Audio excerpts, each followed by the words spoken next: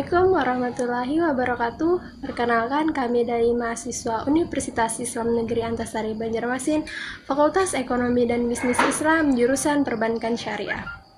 Perkenalkan, nama saya Yanti Salmia dengan NIM 1801050200373.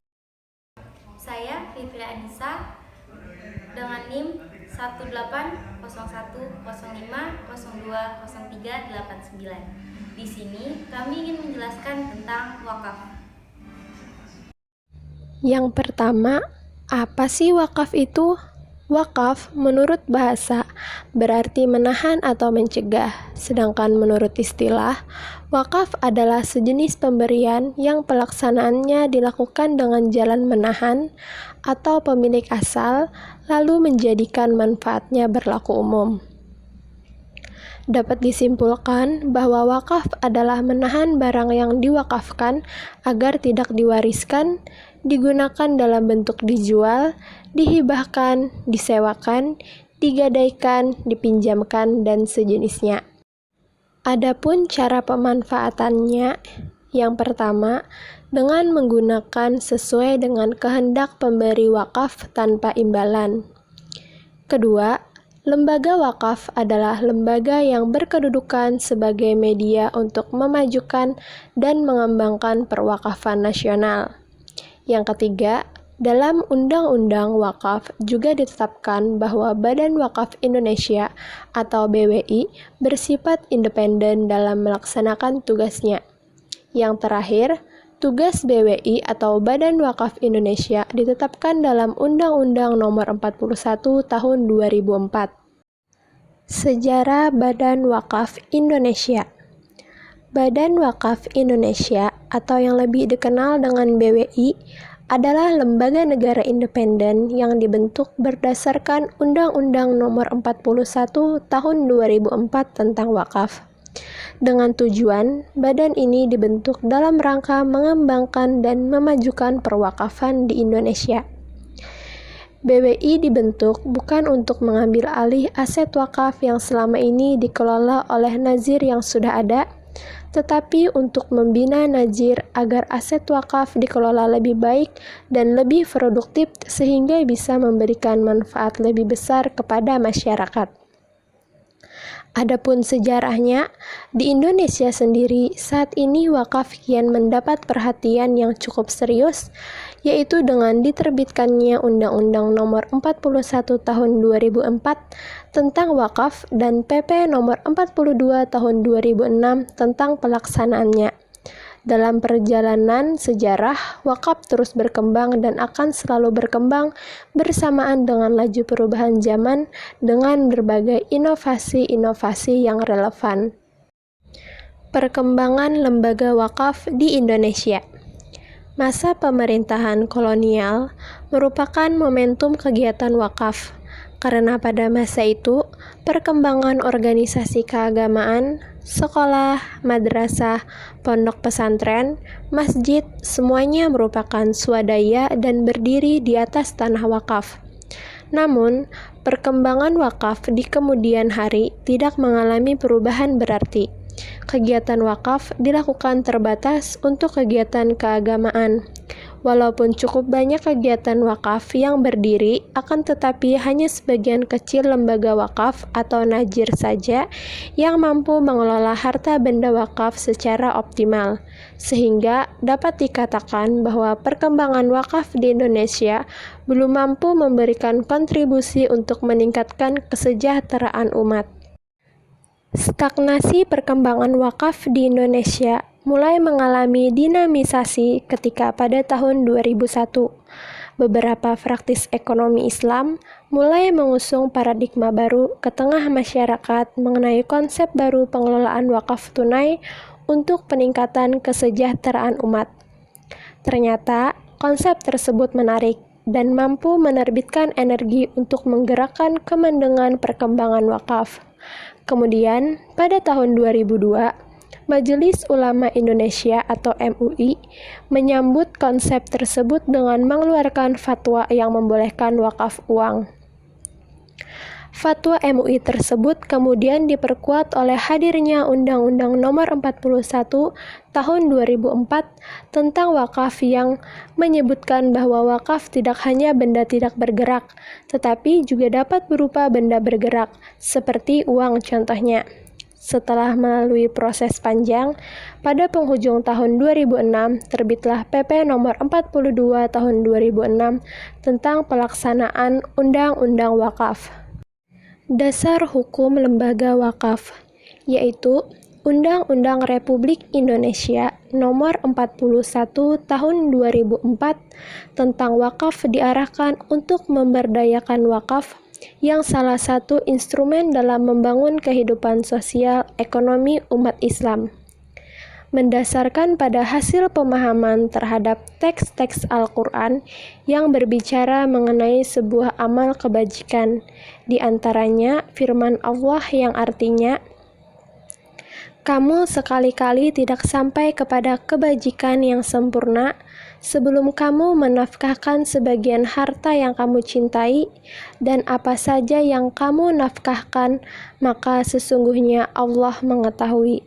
Quran Surah Al-Imran ayat 92. Serta sunnah Rasulullah yang didasarkan pada beberapa hadis Nabi.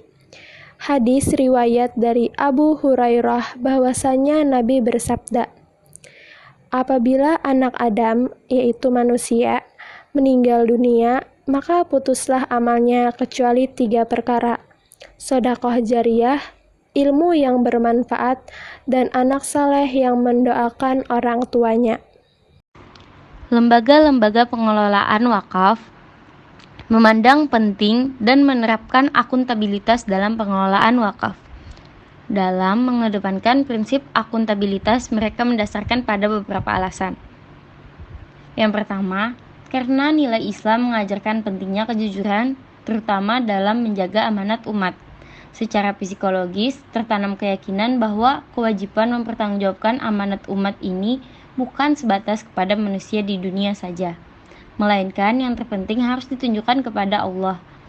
Kedua, dalam manajemen sendiri ditegaskan bahwa persoalan transparansi dan akuntabilitas merupakan 2 unsur yang penting untuk membangun institusi yang kredibel.